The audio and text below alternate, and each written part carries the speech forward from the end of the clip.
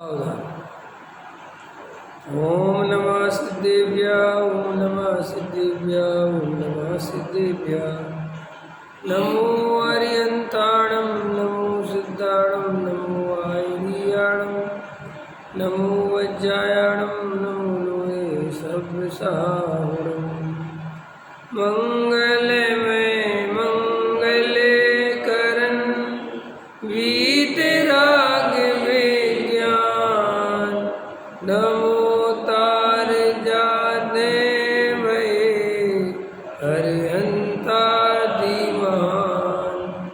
कर मंगल कर महा ग्रंथ करन के काज जाते मिले समाज सब पावे निज पद राज।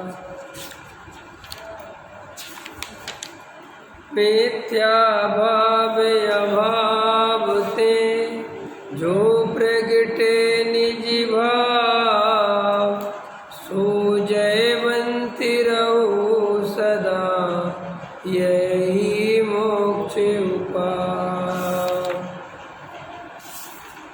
मोक्ष मार्ग प्रकाशक दूसरा अधिकार कर्म बंद की चर्चा अपनी चल रही है। पृष्ठ क्रमांक 28। देखो क्या कहते हैं। जब अब यहाँ कोई प्रश्न करे कि पुद्गल परमाणु तो जड़ हैं, उन्हें कुछ ज्ञान नहीं है, तो वे कैसे यथा योग प्रकृति रूप होकर परिणमन करते हैं। समाधान। जैसे भूख होने पर मुख द्वारा ग्रहण किया हुआ भोजन रूप पुद्गल पिंड मांस शुक्र शोणित आदि धातु रूप परिणमित होता है, तथा उस भोजन के परमाणुओं में यथा योग किसी धातु रूप थोड़े और किसी धातु रूप बहुत परमाणु होते हैं, तथा उनमें कई परमाणुओं का संबंध बहुत काल रहता है, कईयों का थोड़े काल रहता है, तथा उन परमाणुओं में कोई तो अपने कार्य को उत्पन्न करने की बहुत शक्ति रखते हैं, कई थोड़ी शक्ति रखते हैं। वहाँ ऐसा होने में कोई भोजन रूप पुद्गल पिंड को ज्ञान तो नहीं है कि मैं इस प्रकार परिणमन करूं, तथा और भी कोई परिणमन कराने वाला नहीं है। ऐसा ही निमित्त नैमित्तिक भाव हो रहा है, उससे वैसे ही परिणमन पाया जाता है। उसी प्रकार कषाय होने पर योग द्वार से ग्रहण किया हुआ कर्म वर्गणा रूप उद्गल पिंड ज्ञानावरणादि प्रकृति रूप परिणमित होता है, तथा उन कर्म परमाणुओं में यथायोग किसी प्रकृति रूप थोड़े और किसी प्रकृति रूप बहुत परमाणु होते हैं, तथा उनमें कई परमाणुओं का संबंध बहुत काल और कईयों का थोड़े काल रहता है, तथा उन परमाणुओं में कई तो अपने कार्य को उत्पन्न करने की बहुत शक्ति रखते हैं और कई थोड़ी शक्ति रखते हैं। वहाँ ऐसा होने में किसी कर्म वर्गणा रूप उद्गल पिंड को ज्ञान तो है नहीं कि मैं इस प्रकार परिणमन करूं, तथा और भी कोई परिणमन कराने वाला नहीं है। ऐसा ही निमित्त नैमित्तिक भाव बन रहा है, उससे वैसे ही परिणमन पाया जाता है। ठीक है, ये प्रश्न ख्याल में आ गया होगा। प्रश्न ये है कि साहब कर्म तो जड़ हैं, है ना, वे तो पुद्गल के बने हुए हैं, तो उनमें किसी में शक्ति, कोई जीव ज्ञानावर्णी रूप, कोई कर्म दर्शनावर्णी रूप, कोई कर्म मोहिनी रूप, ये परिणमन कैसे होता है, कौन कराता है ना, ऐसा प्रश्न है। क्योंकि वे कर्म तो कुछ जानते नहीं, किन्हीं कर्मों में अनुभाग शक्ति कम, किसी में ज़्यादा, ऐसा चलता है। तो वो समझाते हैं कि जैसे भूख होने पर भोजन करते हैं, तो भोजन तो खुद कुछ जानता नहीं, भोजन तो जड़ है, लेकिन उसमें से कुछ भोजन मांस रूप, कुछ शुक्र रूप, कुछ शोणित रूप, कुछ मल रूप, ये सब अपने आप परिणमन हो जाता है ना उसका। कोई अंदर बैठा तो है नहीं कि भोजन को कहाँ कहाँ पहुँचाना है। जैसे शरीर की ऑटोमेटिक व्यवस्था है, वहाँ कोई करने कराने वाला नहीं है, वहाँ कोई बताने वाला नहीं है। भोजन स्वयं ही अनेक धातु रूप परिणमित होता है। ऐसे ही कर्म भी स्वयं अपनी योग्यता से अनेक वर्गणाओं रूप परिणमित होते हैं। वहाँ कोई उनको परिणमित कराता नहीं है। ख्याल में है ना। इसलिए जो ये फिलॉसफी है ना कि ईश्वर करता है, तो वो ईश्वर करता क्यों फिलॉसफी आई होगी? वो इसलिए आई है कि हर व्यक्ति को ऐसा लगता है मन ही मन कि हर काम के पीछे कोई करता होता है, कोई करने वाला होता है। तो इतनी बड़ी संसार, इतनी बड़ी दुनिया है, इसमें आखिर कोई तो होगा जो दुनिया चला रहा होगा, नहीं सब अपने आप कैसे चलेगा? ऐसा सहज प्रश्न है। तो लोग भी सरल थे, उनने कहा भैया भगवान सबसे ज़्यादा शक्तिमान है। अपन भी बोलते ना सबसे शक्तिशाली कौन है? अनंत बल के तुम धनी, तुम ही हो सिरताज, मुकुट बदियु के कंत तुम, तीन भुवन के राज, त्यों जग की पीड़ा हरण। ऐसा सब नहीं बोलते, तो ऐसे ही भैया उस समय भी व्यवहार से बोलते होंगे।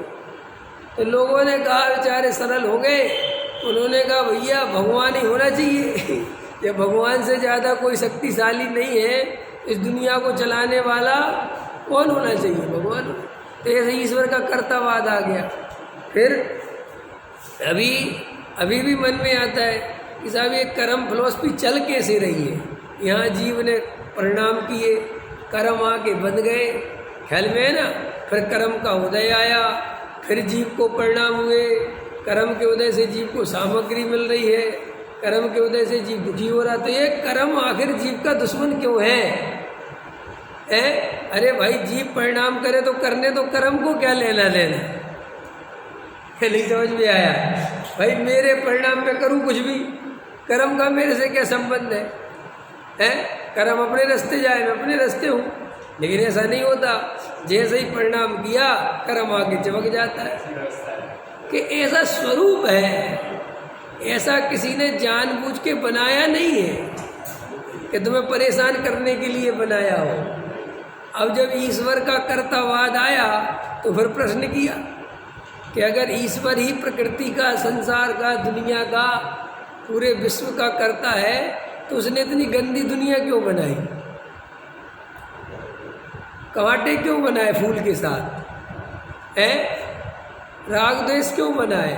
लोग अपराध कर सके ऐसी प्रवृत्तियां उसके अंदर क्यों डाली? कोई किसी को मारे, ऐसा जब बना नहीं है तो बढ़िया से बढ़िया बनाते ना, A1 क्वालिटी का है। अब इसका उत्तर समझ में नहीं आता कि साहब जब ये प्रश्न खड़े किए गए तो बोले साहब उसने तो बढ़िया बनाई थी, पर जीवों ने अपने अपने से कर्म से खराब कर ली। ठीक है, तो भाई फिर जब बनाने वाला ही वो है तो जीव को ऐसी स्वतंत्रता क्यों दी कि वो अपने कर्म से खराब कर ले? कर ही नहीं चाहिए ना। तो वो ईश्वरवाद खंडित हो जाता है 2 मिनट के अंदर। नहीं समझे? एक तरफ तो तुलसीदास जी कहते रामचंद्र जी की मर्जी के बिना पत्ता नहीं हिलता, खुद कहते हैं। दूसरी तरफ खुद ही कहते हैं कि जो कर्म जैसा करता है उसे उसका फल वैसा मिलता है। ख्याल में है कि नहीं आया? वो कहे जैसा ना, जो कर्म विश्व कर रागा, जो जस करे तो तस फल चाखा। जो फिर जैसा कर्म करता है वो वैसा उसका स्वाद। तो फिर भैया फिर वही बात आ गई कि जब ईश्वर ही करता है तो कर्म अलग से क्या है? तो ऐसे ईश्वरवाद के प्रश्न खड़े होते हैं और लोग उनके समाधान खोजते रहते हैं, लेकिन वे मूर्खतापूर्ण है, उनमें कोई दम नहीं है। जैसे पहले अंडा हुआ कि मुर्गी, वो लोग कौन हुआ? अब ऐसे मूर्ख है इस पे शोध कर रहे हैं, खोज रहे हैं। वो रात की नींद चली गई, इसी में सोच रहे हैं कि पहले अंडा हुआ कि मुर्गी। अरे पागल हो क्या? क्या रखा इन बातों में? ऐसे ही हम लोग क्या करते हैं, देखना अपने जीवन को उठा के देखना। हम हमेशा मूल प्रश्न नहीं उठाते कभी जीवन में कि मेरा स्वयं का स्वरूप क्या है। हमें खुद के बारे में नहीं जानना, हमें पूरी दुनिया के बारे में जानना है। ये पक्षी कहाँ कहाँ पाया जाता है, उसका अंडा कैसा होता है, सांप के रहने की व्यवस्था कैसे होती है, शेर जंगल में कैसे घूमता है। एक तो ये दुनियादारी के प्रश्न उठाते हैं। अब धर्म के क्षेत्र में आएंगे तो अपने बारे में प्रश्न नहीं उठाएंगे। वहाँ पर भी 3 लोग कैसा बना हुआ है, सर्वज्ञ भगवान का केवल ज्ञान कैसे काम करता है, भूतकाल की भविष्यकाल की प्रक्रिया कैसे जानते हैं, देव कैसे रहते हैं, नारकियों की कैसी व्यवस्था है, बिलों के अंदर रहते होंगे तो कैसे रहे। बड़ा इंटरेस्ट आता है लोगों को ये सब सुनने में, लगे हैं लोग पढ़ने में। नरकों में कैसी व्यवस्था, नरक जाना है कि जो व्यवस्था समझ रहे हो, क्या रखा है इन बात में समझ में क्या कहना चाहता हूँ।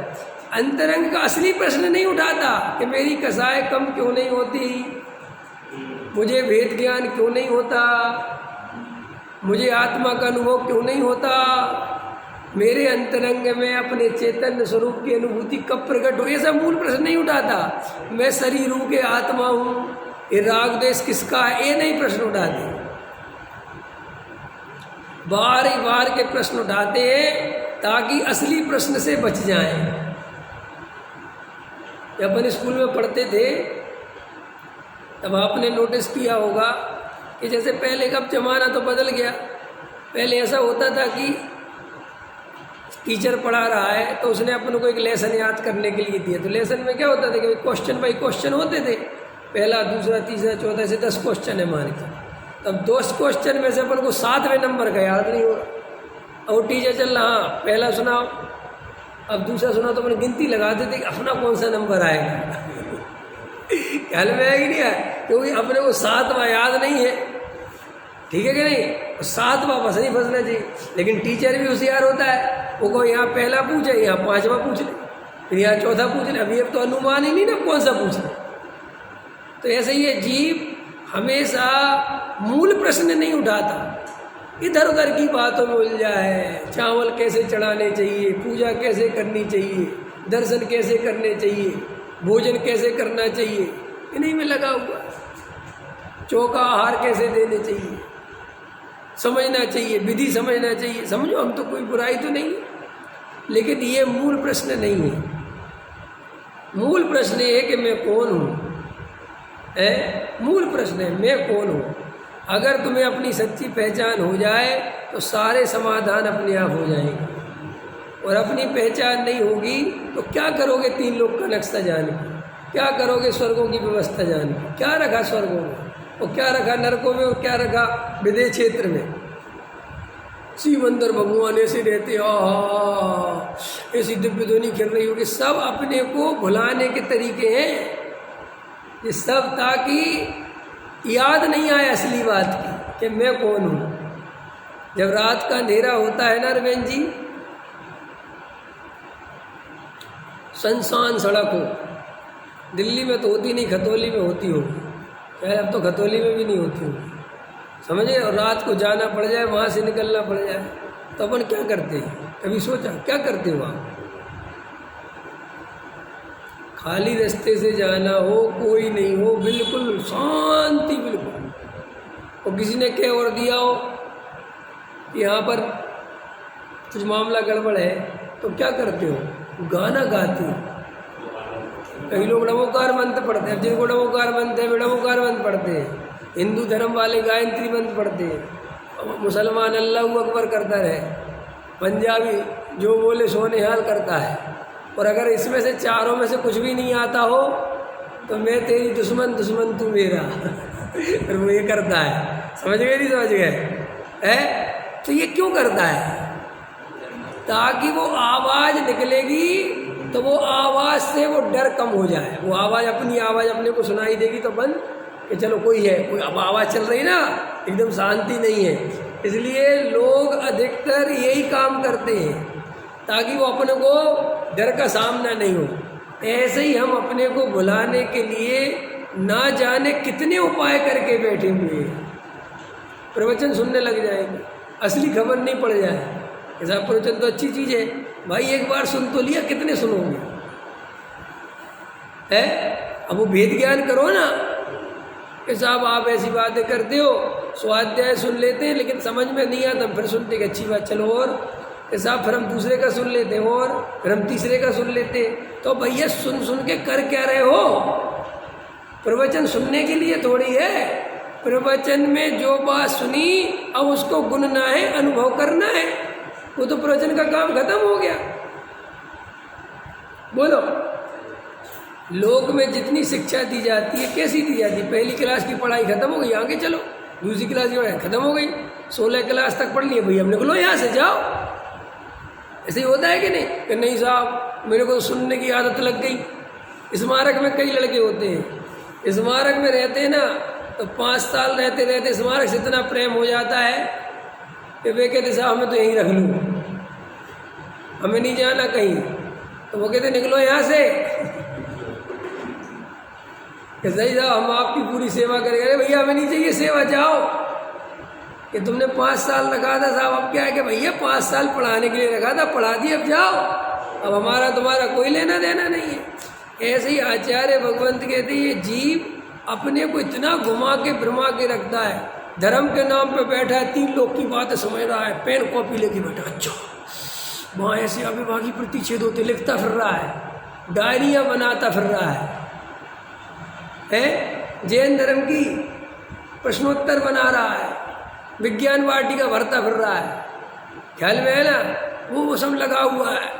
लोक प्रवचन में कर्णनियों की क्लास चल रही है, कर्म प्रकृतियाँ लिखते फिर रहे हैं, कोई कर्म प्रकृतियाँ याद करता फिर रहा है और सोच रहा है कि अपन तो बहुत धार्मिक है, अपन तो बहुत ही धर्म में लगे हुए हैं। अरे भाई ये कौन सा धर्म है? धर्म तो अनुभव की चीज़ है ना, धर्म तो अंतरंग की चीज़ है। और अपन जैनी तो और खतरनाक है, जैन धर्म की परीक्षाएं भी लेते हैं।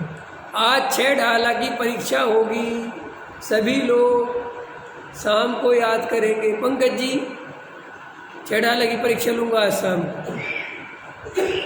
नंबर भी आएंगे, सुबह इनाम भी मिलेगी। क्या करोगे 6 ढाला का? गाथा याद करोगे, रटोगे उसके 2 है, समझ गए ना? कई लोग जब परीक्षाएं होती है, हमने तो खूब दी ना परीक्षा, तो बिल्कुल वैसी माइंड सेट होता है जैसी लौकिक परीक्षा देने में होता है, कोई अंदर नहीं होता है। लेकिन इसे तुम धर्म की परीक्षा कहने लगते हो। धर्म की परीक्षा ये है, धर्म की परीक्षा तो अंदर देनी पड़ेगी, ये कॉपी पेन से थोड़ी देनी पड़ती है। लेकिन अपन इतने खतरनाक लोग हैं, बनिया ही बुद्धि है ना अपनी, कि अपन तो इसमें भी रटाओ, शास्त्र रटाओ, याद कराओ, भविष्य कौन सा रटा रटी विद्या काम आती है? अनुभव की विद्या काम आती है मेरे भाई। क्या होता है, हम जब पढ़ते थे स्मारक में, सच्ची बता रहा हूँ, और मैं तो अभी भी इसी प्रकृति का हूँ। स्मारक में मैं पढ़ता था तो मैं कोई किसी के कहने पे तो स्मारक पढ़ने गया नहीं था, ना मैं स्मारक किसी दबाव में गया था, ना मैं कोई उसमें गया था मजबूरी में। स्मारक तो मैं धर्म की मुझे अंतरंग से 18 दिन के अंदर जो रुचि लगी थी, जो मुझे क्योंकि मेरा कोई वैसा बैकग्राउंड नहीं था कि भाई मुझे कोई धर्म के क्षेत्र, मुझे तो पंडित बनने से सख्त नफरत थी, ख्याल में आया ना? हाँ, तो मैं तो 9th क्लास में भाग के आया, 3 महीने पढ़ा मैं। गणेश प्रसाद वर्णी मोरारजी भवन है ना सागर में, सबसे पुराना विद्यालय गणेश प्रसाद वर्णी जी का स्थापित किया हुआ। तो मुझे आज भी याद है, मेरे बाबा ने वहाँ भर्ती कर दिया, एडमिशन कर दिया मेरा। कहाँ? सागर में, क्या था ना, सागर में ही रहने लगा। तो 3 महीने में बड़ी खुशी से रहता था, मज़ा अच्छा लगता था मेरे को। एक दिन वहाँ पे अटेंडेंस लग रही थी और एक संस्कृत में उसने अटेंडेंस लगाई, और मैंने तो हिंदी में बोला, एस सर या प्रेजेंट जो ही बोला, तो बोला संस्कृत में बोला करो। मैंने कहा संस्कृत में बोला करो, जो क्या हो? बोला आगे संस्कृत तो पढ़नी है। आगे संस्कृत पढ़नी, क्यों पढ़नी भाई आगे संस्कृत? अरे बोला शास्त्री विद्वान बनोगे, तो मैं यही तो बोले कि शास्त्री विद्वान बनूंगा, ये क्या हो रहा है, मुझे पता ही नहीं। मैंने फिर बाद में जाके जब वो पीरियड खत्म हुआ, मैं उनके पास गया, मैंने सर आप क्या कह रहे थे? उनका वीरेंद्र नाम था, मुझे आज भी याद। मैंने सर आप क्या कह रहे थे? बोले क्या कह रहा था? मैंने कहा कहते विद्वान बनोगे, शास्त्री बनोगे, क्या है ये सब? मुझे तो ये सब बनना नहीं, मुझे तो भैया आगे जाके इंजीनियरिंग करनी है। मैं कहाँ फंस गया? अरे बोले तुमने गलत जगह एडमिशन ले लिया। यह तो यही होता है। तो तुम झूठ मानोगे, मैं 3 महीने ना मार्कशीट ना टीसी ना कुछ, ऐसे ही आ गया था छोड़ के। मैं नहीं बनता ये सब। तो जब स्मारक में पढ़ने की बारी आई तो वहाँ पर अपनी रुचि पूर्वक जब 18 दिन में तत्व की रुचि लगी तो मुझे लगा मुझे बात समझनी है। तो मैं विद्यार्थी देखता था कि लघुजैन सिद्धांत प्रवेशिका की परीक्षा है तो पढ़ रहे हैं, रट रहे हैं, सब क्वेश्चन रट रहे हैं। मैं कुछ नहीं रटता था। बस सेन जी मैंने एक परीक्षा कभी नहीं रटी धर्म की। मैं लघुजैन सिद्धांत प्रवेशिका का पेपर है, मैं समय सार पढ़ रहा। लोग वे कहते थे सब के सब कि कर क्या रहे हो तुम हमारे साथ के विद्यार्थी? भैया तो सिद्धांत प्रवेशिका पेपर है। मैंने कहा धर्म की भी परीक्षा देता फिरूं यार, ये भी परीक्षा बन गई, इसके भी नंबर जोड़ता फिरूं। ख्याल में है कि नहीं है? इसमें भी दिमाग लगाओ। तो किसी विद्यार्थी के 100 में से 99, 98, 97, मेरे पता कितने नंबर आते थे? 65, 70, 75। क्योंकि मैं कुछ नहीं पढ़ के लिखता और अपने मन से लिखता था, ना वो परिभाषा लिखता था, जो अपने को समझ में आ रहा है वो लिखता है। तो भाई धर्म परीक्षा बाहर से नहीं है, धर्म अंतरंग की चीज है। उसका बहिरंग से वैसा कोई संबंध नहीं है जैसा हम समझते हैं। ख्याल में आया ना? उसका बहिरंग से कैसा संबंध है कि जब अंतरंग में आत्मा समझ में आता है तो बहिरंग में कुछ उसके भाव प्रकट होते हैं। बस ऐसा संबंध है। वे भाव प्रकट करने नहीं पड़ते। दया दान भक्ति दया के परिणाम लाने नहीं पड़ते। जब अंतरंग आत्मा से जीव भीगता है तो उसको स्वयं में भी जगत के जीवों पर करुणा आती है, अज्ञानी जीवों पर करुणा आती है। और करुणा में ये नहीं आती कि ये पैसे वाले बन जाए, इनके दुख दूर हो जाए, ये नहीं आती। उसे करुणा पे क्या आता है कि इनको भी तत्व ज्ञान, इनको भी सम्यक दर्शन मिल जाए, इनको भी आत्मा की बात समझ में आ जाए। क्योंकि जितने जीव दुखी हैं वे मिथ्या दर्शन के कारण हैं। हम दुखी क्यों हैं? क्यों हैं दुखी? मिथ्या दर्शन। और हम सुखी कैसे हो सकते हैं? कैसे सुखी हो सकते हैं अरुण जी? सिर्फ आत्मानुभूति से, सिर्फ समय, और कोई उपाय दूसरा। तो बात समझ में आ गई, क्लियर हो गई। तो ऐसे नाना तरह के कामों में उलझे रहते हैं और असली प्रश्न नहीं उठाते कि मैं कौन हूँ। क्या कहा मैंने? तुम रात और दिन इसकी रिसर्च करो कि मैं कौन हूँ। मैं हूँ कौन? मैं आत्मा हूँ के शरीर? मैं रागी तो ऐसी हूँ कि बीतरागी? कौन हूँ मैं? शास्त्रों से उत्तर खोजने की कोशिश मत करो। शास्त्रों ने अपना काम कर दिया है, अब तुम्हें अपना काम स्वयं करना है। क्लियर हो गई बात? अब दूसरों के भरोसे धर्म नहीं करना, क्योंकि दूसरों के भरोसे धर्म नहीं होता। आचार्य भगवंत मार्ग बताते हैं, मार्ग पर चलना स्वयं पड़ता है। ख्याल में ना? उनने बताया कि देह और आत्मा जुदे जुदे हैं और हमने पढ़ लिया, समझ लिया, लेकिन हमने अनुभव नहीं किया तो वो समझना कार्यकारी। क्लियर हो गई बात कि नहीं हो गई? इसलिए भैया अब आचार्य हमसे कह रहे हैं कि देखो ये कर्म कैसे सत्ता में आते हैं, फिर उनका उदय आता है, फिर ये होता है, फिर वो होता है। तो ये सारी कर्म फिलॉसफी समझ ली, लेकिन इन कर्मों का कर्ता, इन कर्मों का बंधन होना, ज्ञानावर्णी दर्शना रूप परिणमन होना, ये कोई करने धरने वाला, ये तो स्वयं में होता है। क्या होता है? जैसे भोजन किया तो वो अपने आप ही शरीर में अनेक रूप परिणमित होता है, ऐसे ही कर्म अपने आप, उसको करने का कोई व्यवस्था नहीं है। ये बात क्लियर हो गई? अब देखो,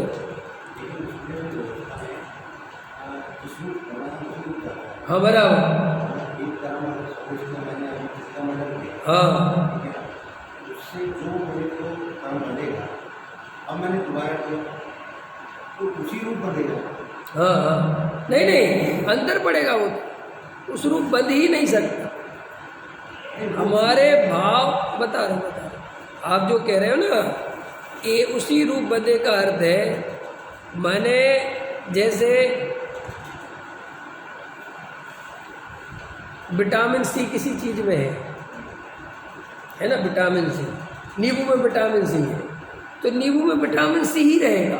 ऐसा नहीं होगा कि अचानक विटामिन ए आ जाए, क्योंकि उसकी वो प्रकृति निर्धारित है। समझ में आया? तो वो प्रकृतियाँ ऐसी फैली पड़ी हैं, कारमाण वर्गणाएँ, ठीक है ना।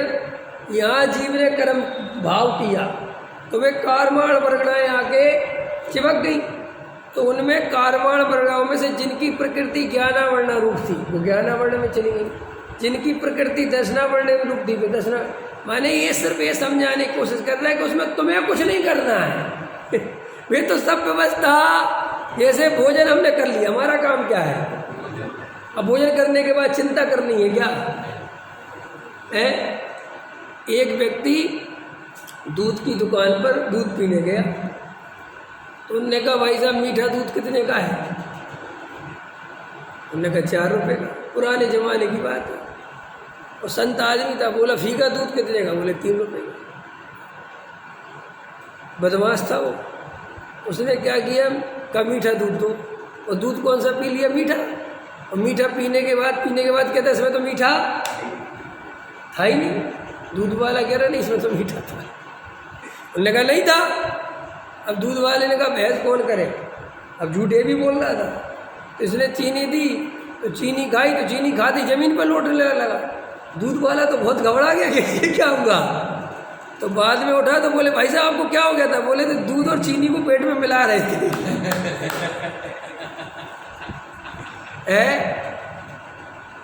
दूध और चीनी को मिला रहे थे। तो ऐसे ही हमें कर्मों को मिलाना पड़ेगा कि भाई तू ज्ञानावरणी में चला। ऐसा नहीं है, तुमने जैसे भोजन किया ऑटोमेटिक अपने आप जहाँ जिस रूप परिणमन चल रहा हो जाएगा। ऐसे ही जीव कर्म के बारे में सोच सोच के कर्म को नहीं बदल सकता। वे तो जैसे देखो, अब मान के चलो मेरे को मिथ्यात्व चल रहा है, उदय चल रहा, अब मैं क्या करूं? कि तुम कुछ नहीं कर सकते उसमें, वो तो उदय चल रहा है। तुम करे क्या जी? कि तुम शांति से बैठ के प्रतीक्षा करते रहो, देखते रहो, तत्व विचार करो। साहब उससे क्या होगा कि ऐसा निमित्त नैमित्तिक संबंध है कि जो जीव तत्व विचार करने के लिए उद्यम होता है उसका मोह मंद होता है। ऐसी व्यवस्था है, मोह मंद करना नहीं पड़ता, वो अपने आप होता है। और जो जीव तत्व विचार आदि नहीं करते और गृहीत मिथ्यात्व आदि का सेवन करते हैं तो उनका मोह तीव्र होता चला जाता है। ये कोई करने की व्यवस्था नहीं है, ऐसी ही स्वयं में व्यवस्था है। इसलिए तुम कर्मों की तरफ से बिल्कुल निष्फिक्र हो जाओ कि ये कर्मों का मैं क्या करूं। तुम्हें कुछ नहीं करना है, आप तो स्वयं भेद ज्ञान करो, आत्मानुभव का। इसलिए मैं कहता हूँ रोज तत्व विचार करना पड़ेगा। तो लोगों का जो मन में ये भाव आता है ना कि साहब कभी तो तत्व विचार में मन लगता है, कभी तत्व विचार में मन नहीं लगता है, कभी 2 मिनट नहीं बैठा जाता और कभी 15 मिनट बैठा जाता है। ऐसा होता है ना, कभी आधा घंटा बैठ जाते, कभी बिल्कुल नहीं बैठा जाता। तो जब जिस दिन बिल्कुल ही नहीं बैठा जाए समझ लेना आज उदय बहुत तीव्र है। जिस दिन 2 मिनट बैठा जाए समझ लेना कि आज उदय थोड़ा कम है। जिस दिन 15 मिनट बैठा जाए समझ लो आज उदय और कम है। जिस दिन आधा घंटा बैठा जाए उस दिन उदय और कम है। लेकिन तुम बैठोगे ही नहीं तो उदय तो कई दफे मंद पड़ेगा, तुम्हें पता ही नहीं चलेगा, क्योंकि तुम जागृत नहीं हो। हर जीव को सम्यक दर्शन का मौका मिलता है, पता है आप क्या कहा मैंने? जैसे दुनिया में कभी अन्याय नहीं है, हर आदमी 18 साल का होता है कि नहीं होता? ऐसा तो नहीं हुआ कोई 16 से सीधा 25 का हो गया हो, ऐसा कभी नहीं होता। हर आदमी 18 का होता है। हर आदमी को मौका मिलता है जीवन में कुछ करके दिखाने का, लेकिन कुछ करके दिखाते और कुछ मौका तो सबको मिलता है ना।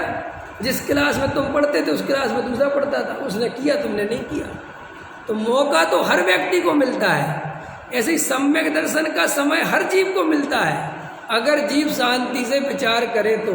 लेकिन हम कमाने में, दया, इसमें विषय भोगों में, जोड़ने में, तोड़ने में, संयोगों में, इसमें इतने लगे रहते हैं कि वो अवसर कब आया और कब चला गया हमें पता ही नहीं चला। टोडामल जी ने खुद स्वयं में बात लिखी है कि जब ये जीव स्वयं आत्मानुभव करने बैठता है तो ऐसा ही व्यवस्था है कि कर्म के उपशम आदि स्वयं होते हैं, तुम्हें उसमें कुछ नहीं करना। लेकिन आप बैठोगे नहीं तो क्या करेंगे? बैठते हो आप, रमेश जी बैठते हो ध्यान करने? बैठा करो, बैठा करो, बिल्कुल बैठा करो। तत्व विचार करने बिल्कुल एकांत में आधा घंटा रोज बैठा करो। आप लोगों में से जो ये काम करेगा, आधा घंटा रोज बैठ के एकांत में तत्व विचार करेगा, उसे गारंटी से सम्यक दर्शन हो जाएगा। अब इतनी सरल बात कह रहा हूँ, लेकिन फिर भी नहीं करोगे तो इसका मतलब ये है कि अभी सम्यक दर्शन नहीं चाहिए। योगा करने लगे ना लोग, सुबह उठ के 5 बजे करने लगे कि नहीं करने लगे? है 5 बजे टाइम नहीं लगता तो अच्छा सही मतलब वो अपने पास आता मोहन गुप्ता, कौन आता था? वो मोहन गुप्ता। वो मोहन गुप्ता जी की बात कितने ध्यान से सुनते हैं लोग, इतनी आत्मा की नहीं सुनते। गारंटी ले लो मेरे से, ये देह में एकत्व बुद्धि का लक्षण है। जिसको देह की बहुत ज़्यादा चिंता है और आत्मा की बिल्कुल चिंता नहीं, देह में एकत्व बुद्धि का लक्षण है। हाँ, जो दवा दारू बीमारियों की बात ज़्यादा ध्यान से सुनता रहता है और आत्मा की बात उतने ध्यान से बस समझने ना सोच करते। जबकि श्रीमद जी का वाक्य कि आत्मा के प्रति जितनी सावधानी है उससे अनंत गुनी आत्मा के प्रति सावधानी रखोगे तब आत्मा मिलेगा। क्यों? उनने तर्क दिया कि ये जो शरीर है ये तो जड़ है, स्थूल है, पुद्गल है, ये तो दिखाई देता है, लेकिन आत्मा तो दिखाई, इसके लिए तो भैया और बारीक उपयोग चाहिए। और बोलो अभी तुम करा दो मोहन भागवत जी का, देखो लोग ऐसे कॉपी पेन रख के एकदम अलर्ट। क्यों इतनी अलर्टनेस क्यों आ? क्योंकि अंतरंग में देह के प्रति एकत्व बुद्धि।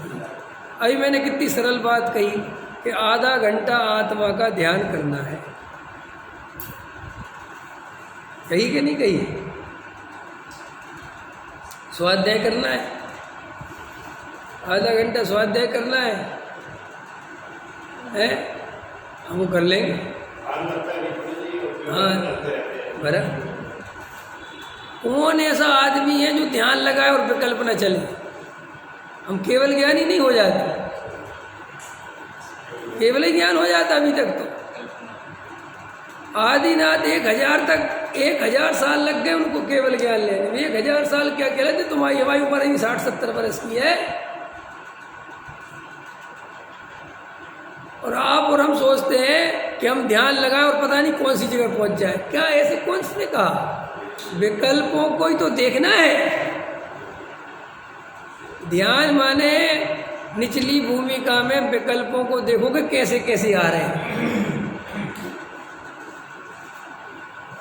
विकल्पों को बदलना भी नहीं है, सिर्फ अंतरंग को चेक करना है। ऐसा समझ लो, ऐसा समझ लो। ये अंगूठियाँ होती हैं ना, इनके अंदर मैल लग जाता है, ठीक है ना, लेकिन वो दिखता नहीं।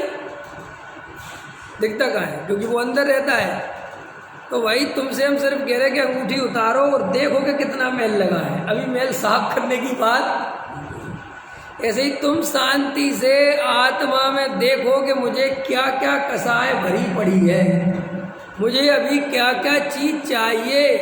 जो विकल्प आ रहे हैं ना, जिस टाइप के विकल्प सूचना दे रहे हैं कि तुम्हें ये चाहिए, तो उनसे तुम्हें अपनी सच्चाई पता तो चलेगी कि असली स्थिति क्या है। पैसा चाहिए कि नहीं चाहिए? नहीं साहब पैसा नहीं चाहिए, क्या रखा, बुढ़ापा आ गया, मेरे की पैसा कैसे काम नहीं चलेगा। जब तुम बैठोगे और तुम्हें पैसा ही पैसा के विकल्प आए तो समझ लेना ये कसाय बहुत भरी। मान चाहिए कि नहीं चाहिए? सम्मान चाहिए कि नहीं चाहिए? कि नहीं चाहिए? हमें तो बिल्कुल क्या रखा मान सम्मान कि जब बैठोगे और मान सम्मान के ज़्यादा विकल्प आए कि उसने हमारी बेइज्जती कर दी थी वो बुरा है, उसने हमारी इज्जत, समझ लेना मान कसाय कूट कूट के काम कर रही है। ख्याल में है ना? तो जो जो भाव आए, स्त्री के भाव आए, भले ही 60 साल की उम्र, समझ लो स्त्री का राग भयंकर पड़ा हुआ भी नहीं निकला। पुरुष का राग आए, समझ लेना अभी राग पड़ा भी नहीं निकला। भले ही उम्र के हिसाब से समाज के ढकोसले से तुम भले ही दब गए हो कि आप कुछ कर तो सकते नहीं, तो चुपचाप रहो, लेकिन वो निकला नहीं है, वो सूचनाएं देगा। अगर विकल्पों में तुम्हें व्यापार ही व्यापार दिखता है तो बहुत अंदर व्यापार भरा पड़ा। विकल्पों में तुम्हें समाज दिखता है तो तुम समाज में बहुत एकत्र बुद्धि करके बैठे। विकल्पों में तुम्हें शरीर की चिंता सताती है, रोग शोक दिखने लगते हैं तो शरीर में एकत्र चल रहा है। यही तो देखना है रोज बस। इससे क्या होगा? तुम्हें अपनी सच्चाई पता चलेगी, फिर तुम्हें अंतरंग में दिखेगा कि हम कहाँ खड़े हुए हैं। नबी तो सब भब्ब हो ही और मोक्ष जाने वाले हो ही, तब पता चलेगा बेटा कि नरक में जाने वाले कि कहाँ जाने वाले, क्योंकि किसी के कहने से कोई भब्ब नहीं हो जाता। चढ़ जा बेटा सूली पे, सब मोक्ष जाएंगे।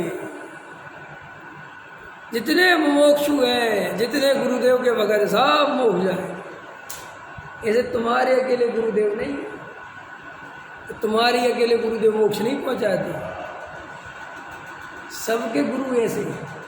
जो मुरारी बाबू के चेले वे कहते जो मुरारी बाबू का है वो भगवान के करीब है। जो आसाराम के चेले कहते वो कहते यही भगवान है, अब क्या करोगे तुम? राजाराम कहते हम तुम्हें पहुंचाएंगे, हम कृष्ण है पंचम काल की, चिंता क्यों करते? वे कहते कौन कर रहा महाराज तुम्हारा होते हुए? जेल में कृष्ण भी गए थे, मैं भी जा रहा हूँ, उसमें क्या बात है? अभी पता उनने क्या अपना निकाल लगाया आसाराम ने, नहीं पता आपको? वो कहते हैं कि मैं कृष्ण का अवतार हूँ और कृष्ण का जन्म कहाँ हुआ था? जेल में। तो मेरे को भी जेल जाना ही पड़ता, क्योंकि मेरा तभी वो पूरा कर्तव्य पूरा होता। उसका लड़का बोलता है, ये तो सुना नहीं क्या? जब ये जेल जा रहा था उसके पहले बोला था कि उसको लग गया हुआ कुछ, कि मामला कुछ गड़बड़ है, तो इसने जब जेल जाने के 2 महीने पहले बोला था अपनी कथा में कि मुझे ऐसा लग रहा है कि मुझे तिहाड़ जेल में जाना पड़ेगा, मेरे को जेल पक्का दिख रहा है, क्योंकि मेरे अवतार में जेल जाना जरूरी है। अब बोलो, वो जनता मान लेती है, जनता विश्वास करती है, सही कह रहे, उन्होंने तो 2 महीने पहले ही घोषणा कर दी थी। अरे जब काम जेल का जाने के कर रहे हो तो घोषणा करने में दिक्कत क्या है? बोलो, कोई इनकम टैक्स की चोरी करता हो और मन ही मन ये सोचता हो कि भाई कहीं ना कहीं तो फंसूंगा, तो वो तो काम ही है फंसने का। और फिर मैं कह दूँ कि भाई वो तो फंसने वाला हूँ, कोई बताए बारे तो फंसोगे तो भाई उसमें क्या है? ऐसे ही लोग ऐसे ही बस, अरे नहीं साहब आप कहाँ क्या कह रहे हैं, हमें तो गुरुदेव मिल गए। अरे भाई गुरुदेव मिल गए तो अंतरंग चेक तो कर लो कि गुरुदेव ने जिस भरोसे तुम्हें भव्य कहा था, जिस भरोसे तुम्हें मुमुक्षु कहा था, उस भरोसे पे तुम खरे उतरे भी हो कि नहीं? तुम्हारे अंदर वो मोक्ष की इच्छा जगी है कि नहीं? तुम्हें आत्मा की सच्ची प्यास हुई है कि नहीं? तब तो जब तो बात बनेगी। ऐसे तो सारे टीचर कहते हैं, हमारे सारे पढ़ाए हुए विद्यार्थी इंजीनियर डॉक्टर से कम नहीं बनेंगे। तुम्हारे कहने से क्या होता है? जो पढ़ेगा वो ही बनेगा। न तुम्हारे पढ़ा हुए ढोर भी चराएंगे कि नहीं चराएंगे? इसलिए भैया आधा घंटा विचार करा करो। जो ये प्रश्न उठ रहा है कि विकल्प उठते हैं, उन विकल्पों को ही तो देखना है। अभी निचली भूमिका में निर्विकल्प दशा नहीं होती, और होगी तो इसी अभ्यास से निरंतर करते रहोगे तो क्षण भर के लिए होगी। ठीक है? 5 मिनट के लिए तुम्हें ध्यान का अभ्यास करा देते हैं। 5 मिनट तुम ध्यान करोगे, 5-3 मिनट कराते हैं, ठीक है। 3 मिनट में तुम्हें दिखेगा कि कैसे वेद ज्ञान करना पड़ता है, कैसे बैठते हैं। सब लोग आंखें बंद करो शांति से, और आंख बंद करके ये जो इधर जगह है ना अपनी, इधर ये देखो, इधर दिख रहा है, यहाँ तीसरी आंख कहते हैं शंकर जी की। यहाँ पे ये सर्वोत्कृष्ट जगह है, यहाँ पे भी, ठीक है ना। शांति से बैठ के अपनी आंखों को ऊपर की तरफ, उसी तरफ ले जाओ और इधर बीच में देखने की कोशिश करो। देखने की माने कुछ देखना नहीं है, सिर्फ सारा उपयोग एकाग्र करके देखो वहाँ, शांत हो जाओ। जो जो आवाज़ें आ रही उनको सुनो और अंदर फील करो। अब देखो, उसी को देखते हुए फील करो कि मैं कौन हूँ।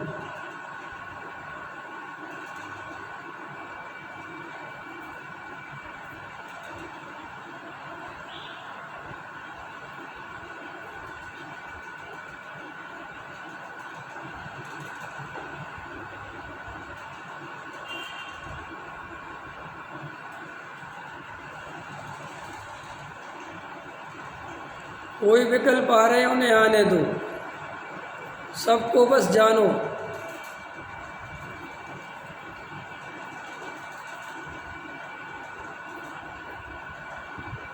मैं शांत हूँ,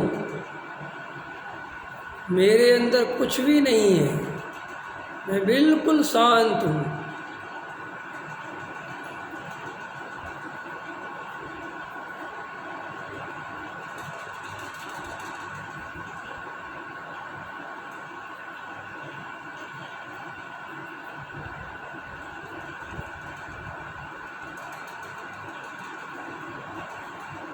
जो भी विकल्प आ रहे हैं वो मेरे से बिल्कुल भिन्न हैं। मैं तो एकाग्र एक चित्त होकर देख रहा हूँ।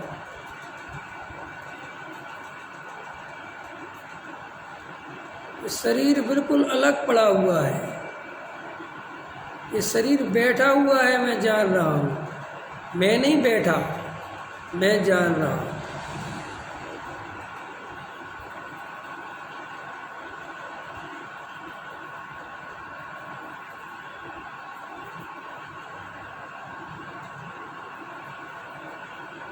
अंदर कितनी शांति है, बाहर कितनी आकुलता है, इसको अनुभव करो, देखो। अभी मैं जब बाहर आऊँगा तो आकुलता ही आकुलता होगी। अभी कितनी शांति है, बिल्कुल शांत।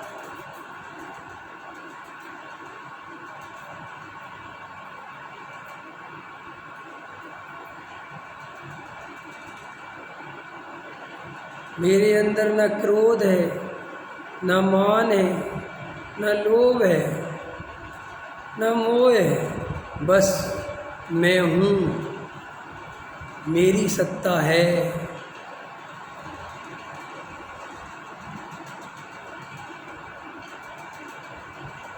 अपनी लंबी यात्रा को याद करो, कितने जन्मों से मैं आता जाता रहा हूँ, लेकिन मैं हूँ।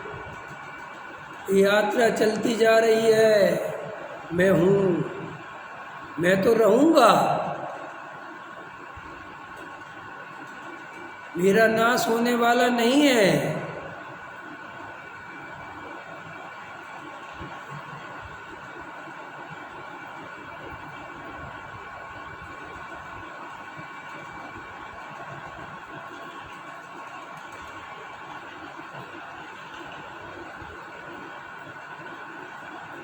शांत हो जाओ, शांत हो जाओ।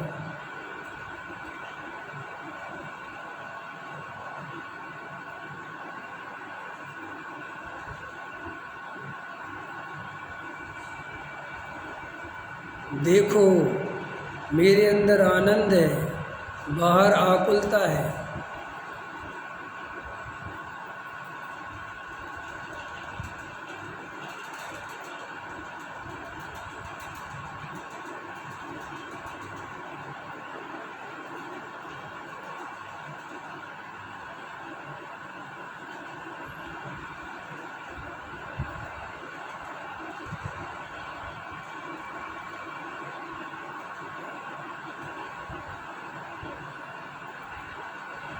मुनिराज इसी आनंद को भोगते हैं, सम्यक दृष्टि इसी शांति को भोगते हैं। जरा विचार करो, अभी बाहर जैसे ही क्रोध मान माया लोभ का भाव आएगा तब कैसी आकुलता होगी। वो आकुलता दुख रूप है।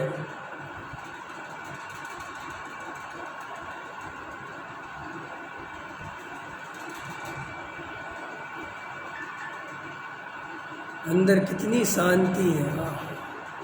ये चैतन्य चैतन्य चैतन्य, जानना जानना जानना।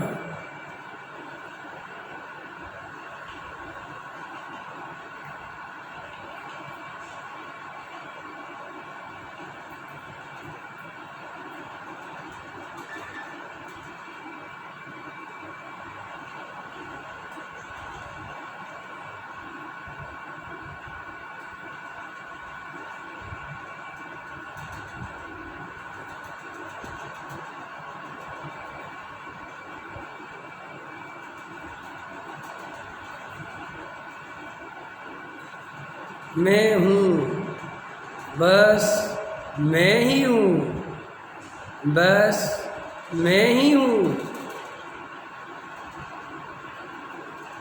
मैं सदाकाल एक रूप हूँ।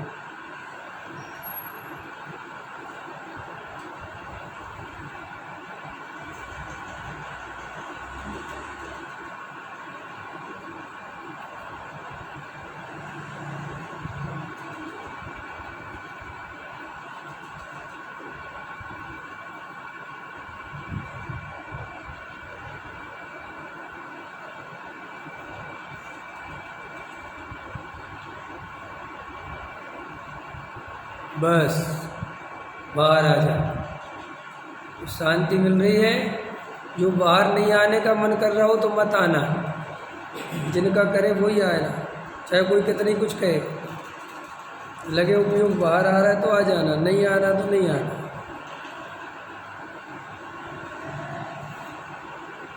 आया कुछ समझ में आया? विकल्प टूटे तो शांति का अनुभव हुआ। बस इस शांति का जो अनुभव हुआ है, अपने प्राणों में इसकी प्यास पैदा कर। मुझे यही शांति चाहिए, मुझे यही शांति चाहिए, मुझे और कुछ नहीं चाहिए, यही शांति चाहिए। बस ये शांति की प्यास जितनी बढ़ेगी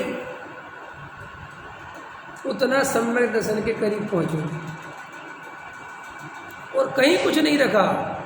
मत उलझो विकल्पों में, धर्म के नाम पर भी मत उलझो, पढ़ने लिखने के नाम पर मत उलझो। रास्ता यहीं से खुलेगा सारा। शास्त्रों से पढ़ पढ़ के कि किसी को रास्ता नहीं मिला, अनुभव से रास्ता मिलता है। कैसे रास्ता मिलता है? व्यापार में सिखाने से कोई व्यापार नहीं सीखता। व्यापार बेटा बाप बेटे को बहुत सिखाता है घर में, ऐसे करना ऐसे करना, कुछ नहीं होता। जब वहाँ जाके बैठना स्टार्ट करता है तो वहाँ अनुभव आता है, तब अपने आप समझ में आता है। ऐसे ही जिनवाणी में अपने पास बहुत मूल तत्व ज्ञान है। हमारे यहाँ बस प्रतिपादन चल रहा है, पढ़ाई चल रही है। इस पे जोर बिल्कुल नहीं जा रहा है कि इस पढ़ाई का अब अनुभव करने का समय आ गया है। अब इस पढ़ाई का अनुभव करने का समय आ गया है। बहुत गहराई से विचार करो, अभी का समय हो गया। सहजानंद